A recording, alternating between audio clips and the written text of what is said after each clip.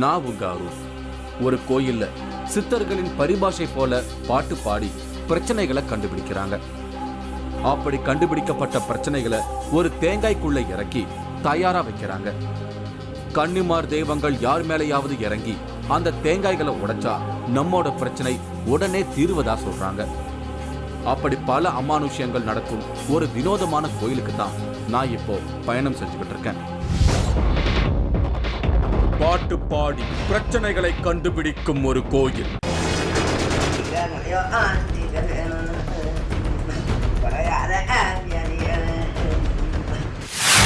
கன்னிமார் தெய்வம் இறங்கி தேங்காய் உடைத்து பிரச்சனைகளை தீர்க்கும் வினோதம்.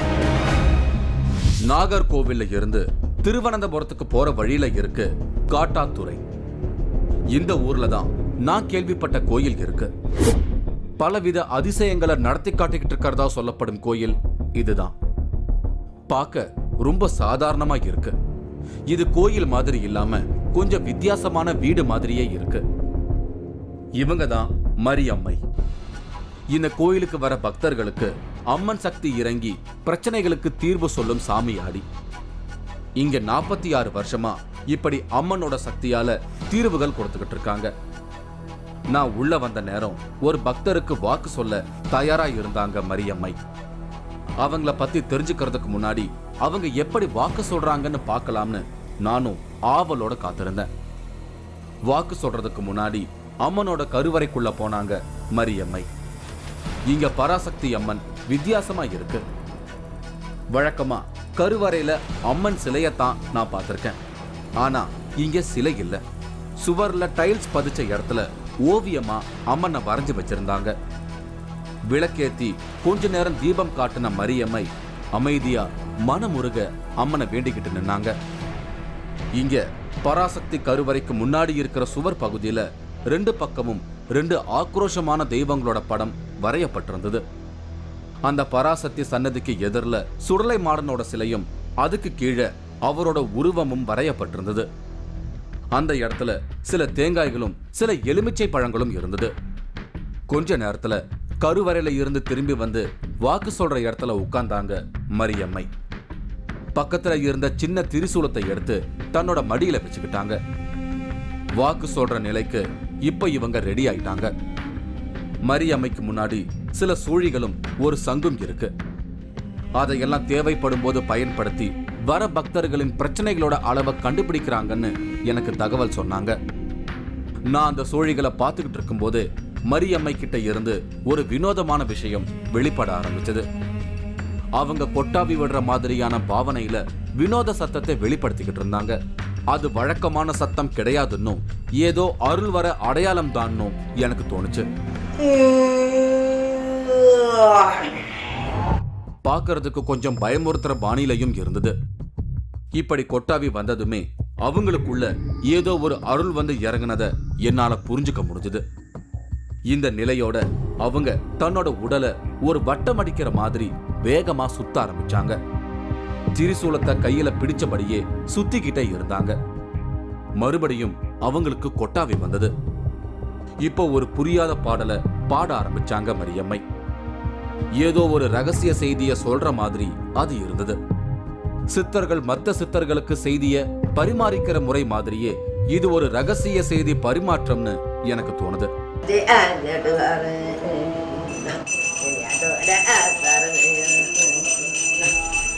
தனக்கு முன்னாடி சோழிய உருட்டி போட்டு அதை பார்த்துக்கிட்டே அவங்க பாடிக்கிட்டு இருந்தாங்க.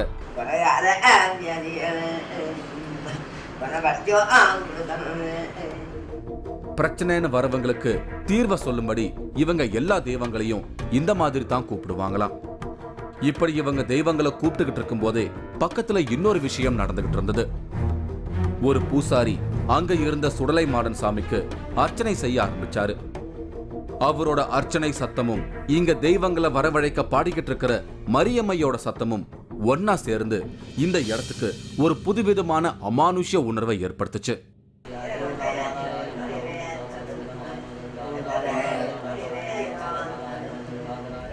மரியம்மை பாடிக்கிட்டு இருக்கிறத வேடிக்கை பார்த்துக்கிட்டே நின்னாங்க அங்க இருந்த ஒரு அம்மா. திடீர்னு அவங்க உடம்புல ஏதோ மாற்றம் உண்டாக ஆரம்பிச்சது. ஒரு வித்தியாசமான ஏப்பம் அவங்களுக்கு வர ஆரம்பிச்சது. அந்த சமயத்துல அவங்களோட பார்வையில ஏதோ மாற்றம் ஏற்பட்டிருப்பதை என்னால பார்க்க முடிஞ்சது. பூசாரி அங்க இருந்த இடம் மாறி சுடலை மாடனுக்கு தீபம் காட்ட ஆரம்பிச்சாரு.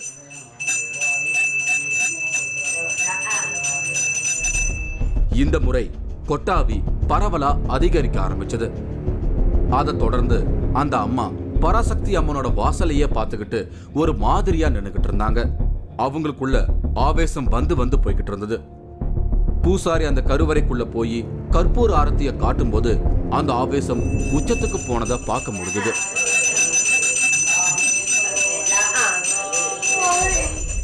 கடைசியா வந்திருக்கிற பக்தர்களுக்கு அந்த அம்மா தான் தீபத்தட்டா காட்டினாங்க. இவங்க எதுக்கு இந்த வேலையை பார்க்கறாங்கன்னு எனக்கு புரியல.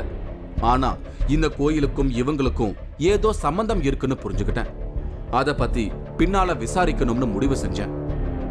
இப்ப வாக்கு சொல்ற செஷனுக்கு மறுபடியும் வந்தேன்.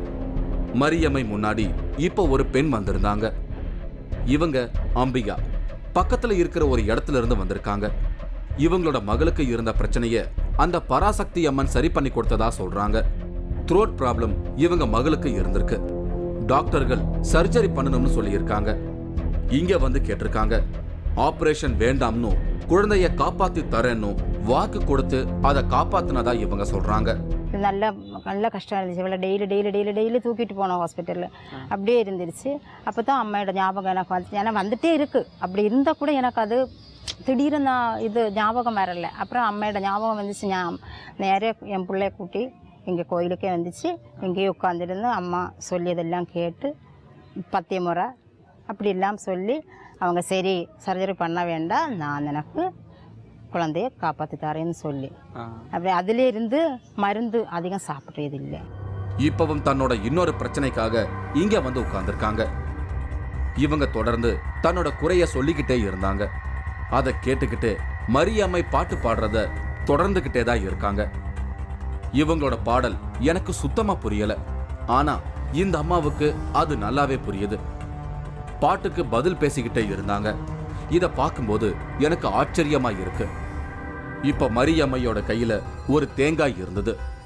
அதை கையில வச்சுக்கிட்டு அம்பிகாவோட பிரச்சனைக்காக அம்மனை வேண்டி வர சொல்லி அழைச்சுக்கிட்டே இருந்தாங்க. அம்பிகா தன்னோட விஷயங்களை தொடர்ந்து பேசிக்கிட்டே இருந்தாங்க.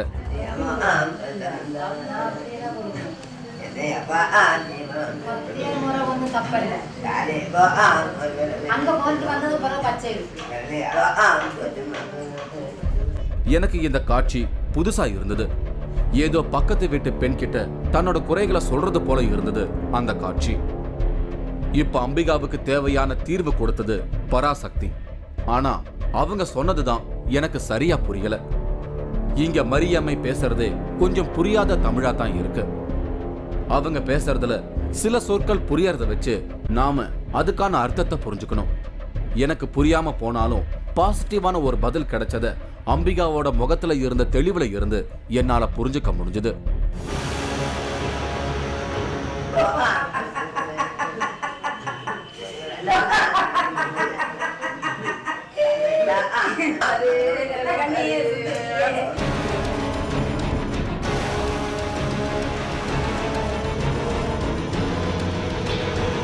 மூன்றாவது கண் இடைவேளைக்கு பின் தொடரும்.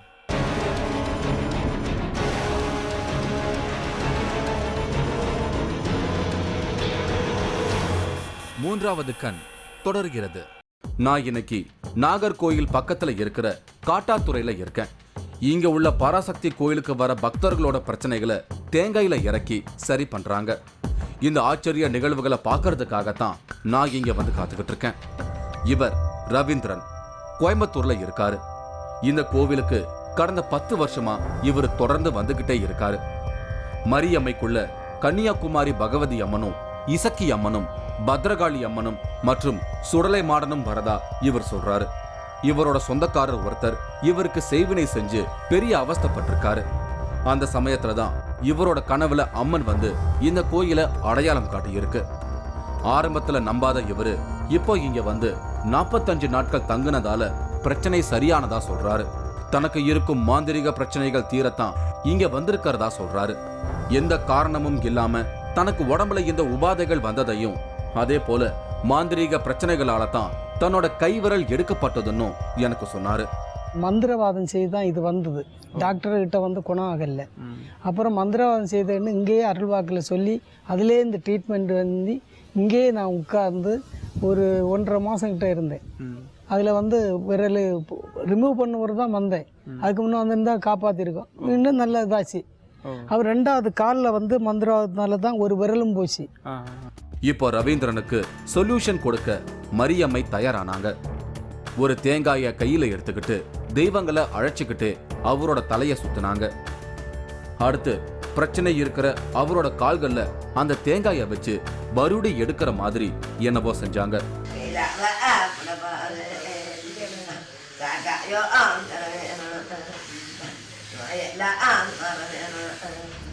தொடர்ந்து இந்த மாந்திரிகத்தை தேங்காய்க்குள்ள இறக்குற வேலையை அவங்க செஞ்சுக்கிட்டே இருந்தாங்க. தன்னோட வினோத மந்திர பாடலை மட்டும் அவங்க நிறுத்தவே இல்லை. அப்ப பக்கத்துல இருந்த அம்பிகாவோட தலையையும் சேர்த்து 2 பேருக்கும் சுத்தினாங்க மரியம்மை. அடுத்து அந்த தேங்காய அம்பிகா கிட்ட கொடுத்தாங்க. அத அம்மனோட இடத்துல வைக்க சொன்னாங்க. அடுத்து கமண்டலத்துல இருந்த புனித நீரை எடுத்து ரவீந்திரனுக்கும் அம்பிகாவுக்கும் கொடுத்தாங்க. எல்லா பிரச்சனையும் இதுக்கு மேல சரியாகும்னு சொன்னாங்க. ஒரு எலுமிச்சம் பழத்தையும் சில விபூதி பொட்டலங்களையும் சேர்த்து அதுக்கு சக்தி ஏத்தி ரவீந்திரன் கையில கொடுத்தாங்க. இவங்க வினிதா கல்யாணமாகி 6 வருஷத்துக்கு மேலாகியும் தனக்கு குழந்தை இல்லாததால இங்க பராசக்தியை தேடி வந்திருக்காங்க. டெஸ்ட் பண்ணின டாக்டர்கள் இவங்களுக்கு தைராய்டு ப்ராப்ளம் இருக்கிறதால குழந்தை பிறக்க வாய்ப்பு இல்லைன்னு சொல்லிட்டாங்க. இதனால இவங்களோட குடும்பத்திலையும் பல கோளாறுகள் உண்டாகி இருக்கு. ஆனா இங்க மரியம்மைய வந்து பார்த்தப்போ அடுத்த கோயில் கொடைக்கு தாயும் பிள்ளையுமா வருவீங்கன்னு சொல்லியிருக்காங்க. நம்பிக்கை இல்லாம போன வினிதாவுக்கு கர்ப்பம் தரிச்சு குழந்தை பிறந்த அதிசயத்துக்கு பராசக்தி தான் காரணம்னு சொல்றாங்க. இங்க வந்து ரொம்ப அழுதோம், எங்களுக்கு ஒரு பிள்ளை வேணும் அப்படின்னு சொல்லிட்டு. எங்கள் மாமியார் எங்களை வீட்டை விட்டு விரட்டிட்டாங்க. இது ரொம்ப கஷ்டப்பட்டேன், ரொம்ப வேதனைப்பட்டு இங்கே வந்தேன். அடுத்த கொடைக்கு நீ தாயும் பிள்ளையுமா வயிற்றுல பிள்ளை இருக்கும் அப்படின்னு சொன்னாங்க. இப்பவும் கொஞ்சம் சின்ன இதுதான் இருந்துச்சு, டாக்டரே கிடைக்கலன்னு சொல்லியிருக்காங்க. சரி அப்படின்னு சொல்லிட்டு நானும் ரொம்ப இது பண்ணி அழாத நாளே கிடையாது, ரொம்ப அழுதேன். அப்புறம் எங்கள் ஹஸ்பண்டு பிரிஞ்சு தான் இருந்தாங்க, மறுபடியும் வந்து சேர்ந்தாங்க. அப்புறம் எங்களுக்கு குழந்தை ஜெனிச்சது எங்களுக்கு தெரியாமல் குழந்தை ஜெனிச்சு தெரியாமல் பைக்கில் ரெண்டெல்லாம் கீழே விழுந்தோம். அப்பவும் எனக்கு ஆபாசம் ஆகலை, குழந்தை தங்கி இருந்துச்சு. குழந்தை பிறக்க இருந்த சமயத்துல 2 உயிர்கள்ல ஒன்னாத்தான் காப்பாற்ற முடியும்னு டாக்டர்கள் சொல்லியிருக்காங்க. ஆனா பராசக்தி தன்னையும் குழந்தையையும் காப்பாத்தினதா சொல்றாங்க வினிதா. இவங்க முத்துலட்சுமி திருவனந்தபுரத்துல இருந்து வந்திருக்காங்க. இவங்களோட பையனுக்கு கால்ல 18 வயசுல வந்த பிரச்சனை 33 வயசாகியும் இன்னும் சரியாகல. அதனால அதுக்கு தீர்வு கிடைக்குமான்னு பார்க்க இங்க வந்திருக்காங்க. முத்துலட்சுமி தன்னோட கஷ்டங்களை மரியம்மை கிட்ட சொல்லி வருத்தப்பட்டாங்க. அதுக்கான தீர்வை அம்மன் தான் கொடுக்கணும்னு வேண்டிக்கிட்டாங்க. அவங்களோட வேண்டுதலை ஏத்துக்கிட்ட மரியம்மை அவங்களோட பிரச்சனையை தீர்க்க தயாரானாங்க. ஒரு நியூஸ் பேப்பர்ல பல எலுமிச்சம் பழங்களையும் பிரசாதத்தையும் வச்சு அதையும் பாடல் பாடி சக்தி ஏத்தி அந்த பெண்மணி கையில கொடுத்தாங்க.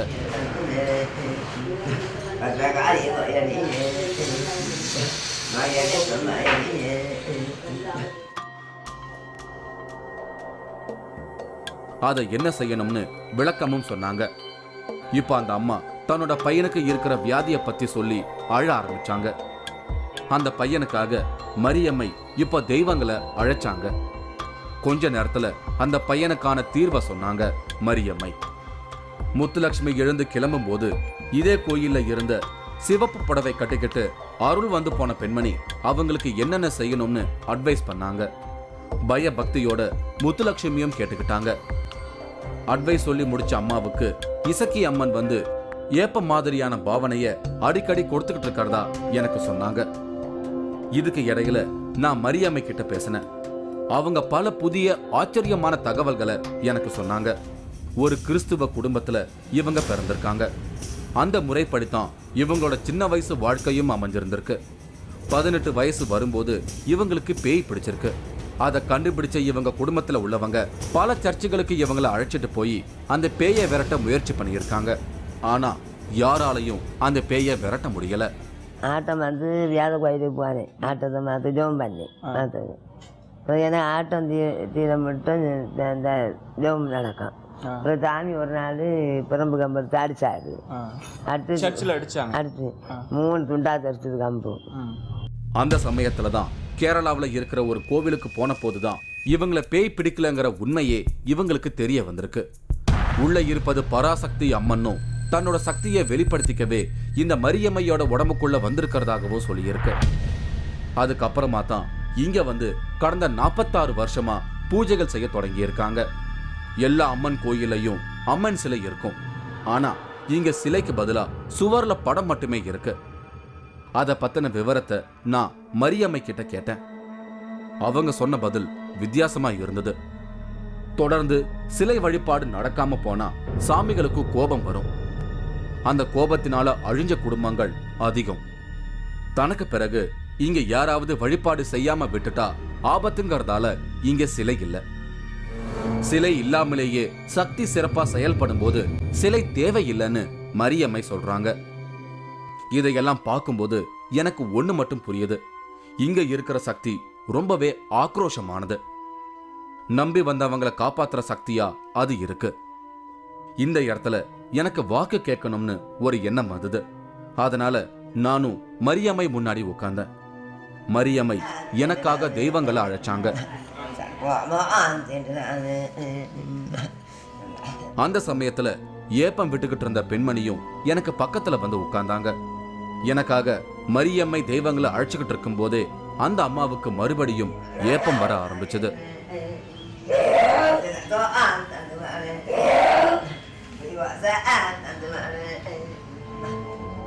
அந்த பெண்மணி அருள் வந்த நிலையில இருக்கும்போது மரியம்மை பாடிக்கிட்டே அவங்கள தன்னோட பக்கத்துல கூப்பிட்டு அவங்களோட நெத்தியில கைய வச்சாங்க.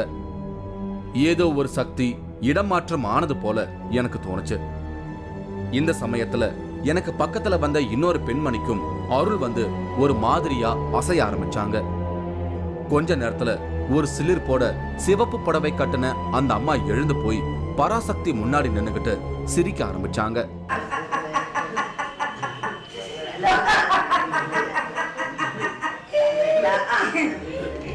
அடுத்து சுடலை மாடன் முன்னாடி நின்னுகிட்டு ஏதோ வித்தியாசமான பாடல பாடுற பாவனையில அவங்களும் பாட ஆரம்பிச்சாங்க.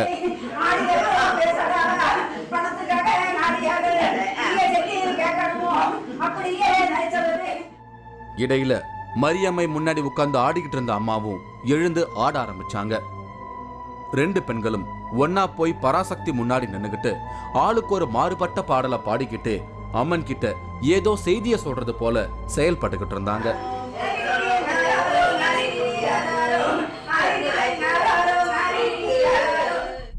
இதுக்கு இடையில என் தலையில கைய வச்சு மரியம்மை என்னவோ பாடலை பாடிக்கிட்டு இருந்தாங்க. ஒருவேளை எனக்கு அருள் ஏதாவது வந்துட்டு போன்னு பயத்தோடவே நின்னேன்.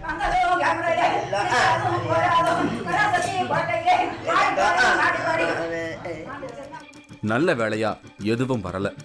அவங்க எனக்கு ஒரு எலுமிச்சம் பழத்தை எடுத்து அதை மந்திரிச்சு கையில கொடுத்தாங்க.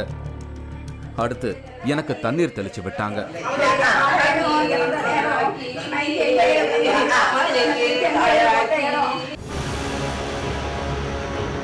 பட்டு சாடை தாக்குமுறை பால் எடுக்க நோய் எடுக்க முடியுமா முடியா பார்க்க முடியும்.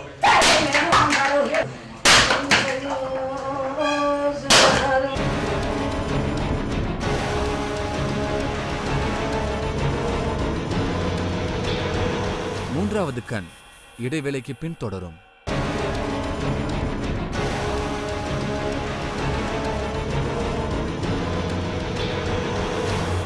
மூன்றாவது கண் தொடர்கிறது. நான் இன்னைக்கு நாகர்கோயிலுக்கு பக்கத்துல இருக்கிற காட்டாத்துறையில இருக்கேன். இங்க உள்ள கோயில்ல பாட்டு பாடியே பிரச்சனைகளை ஒரு அம்மா சரி பண்ணிக்கிட்டு இருக்காங்க. அது மட்டும் இல்லாம பல அமானுஷ நிகழ்வுகள் இங்க நடந்துகிட்டு இருக்கிறதா சொல்றாங்க. அந்த நிகழ்வுகளை எல்லாம் பார்க்கறதுக்காகத்தான் நான் இங்க வந்து காத்திருக்கேன். இன்னொரு பகுதியில இப்போ சிவப்பு புடவை கட்டின அம்மா தனக்கு முன்னாடி நின்னுகிட்டு இருந்த ஒரு குழந்தையோட இருந்த பெண்ணுக்கு வாக்கு சொல்லிக்கிட்டு இருந்தாங்க. அடுத்து அந்த பெண்ணோட குழந்தைக்கு உடம்புல எதையோ பூசினபடி அவங்க அம்மனை பார்த்து பாடிக்கிட்டே இருந்தாங்க. ஒண்ணு சேர்ந்து வந்தாச்சா சொல்லடியே சொல்லடியே நீ என்ன செய்ய போலையடி சொல்லிவாமா சொல்லிவாமா நீ பூசைகளும் செய்ததுண்டோம் படச்சு பூசை செய்ததுண்டோம்.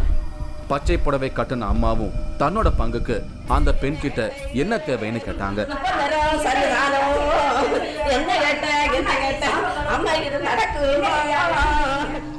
அடுத்து சிவப்பு புடவைக்கார அம்மா என்கிட்ட பேசினாங்க. அங்க இருக்கிற ஒருத்தரை காட்டி வாக்கு சொன்னாங்க.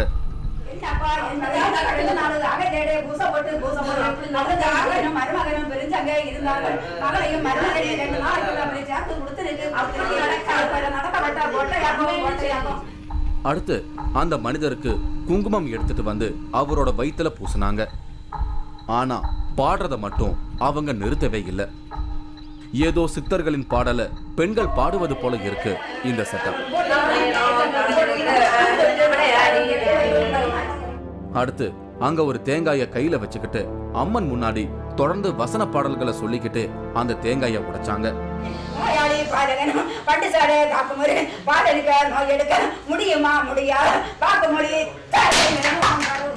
சுடலை மாடனுக்கு கீழே இருந்த பல தேங்காய்களை ஒன்னொன்னா எடுத்து உடைச்சுக்கிட்டே இருந்தாங்க.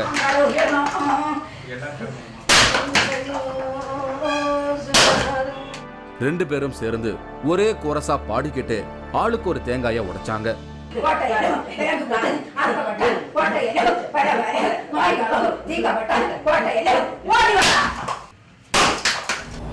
இவங்க இங்க உடைச்சது வர பக்தர்களோட பிரச்சனைகள்னு எனக்கு சொன்னாங்க. இவங்க ரெண்டு பேர் உடம்புலையும் கன்னிமார்னு சொல்லப்படுற துணை தெய்வங்கள் வந்து இறங்கித்தான் இந்த தேங்காய்களை எப்பவும் உடைக்குமா. அதுதான் இப்ப நடந்திருக்கு. பிரச்சனைகள் இறக்கி வைக்கப்பட்ட தேங்காய்கள் அப்படிங்கறதால மனிதர்கள் இதை உடைக்க கூடாது. ஆபத்தான அந்த தேங்காய்களை தெய்வங்களான கன்னிமார் தான் உடைக்கணும்னு மரியம்மை என்கிட்ட சொன்னது ஞாபகத்துக்கு வந்தது. எல்லா தேங்காய்களையும் உடைச்சு முடிச்சதும் கடைசியா கன்னிமார் அருள் வந்தவங்க பராசக்தி முன்னாடி சாந்தமானாங்க. இந்த மொத்த ஆட்டமும் ஒரு முடிவுக்கு வந்தது. பல அமானுஷ சக்திகள் ஒன்னா கூடி ஒரு இசை கச்சேரியை நடத்தி காட்டினது மாதிரியான ஒரு உணர்வு எனக்கு உண்டாச்சு. ஒரு விதமான சிலிர்ப்போட நான் இங்கிருந்து கிளம்புறேன். மீண்டும் வேற ஒரு அமானுஷ நிகழ்வோட நான் உங்களை சந்திக்கிறேன். அதுவரை உங்களிடமிருந்து விடை பெறுவது உங்கள் அருள். இந்த நிகழ்ச்சி வரும் வாரம் திங்கள் அன்று மாலை 4:30 மணிக்கு மறு ஒளிபரப்பாகும். இதுவரை ஒளிபரப்பாகி வரும் 3வது கண் நிகழ்ச்சிக்கு பெரும் வரவேற்பு கொடுத்துட்டு இருக்கீங்க. உங்களோட வேண்டுகோள் படி ஆரம்பத்துல இருந்து ஒளிபரப்பான 3வது கண் நிகழ்ச்சியோட 4 பாகங்களை ஒன்னா சேர்த்து தொகுத்து வழங்கிட்டு இருக்கோம்.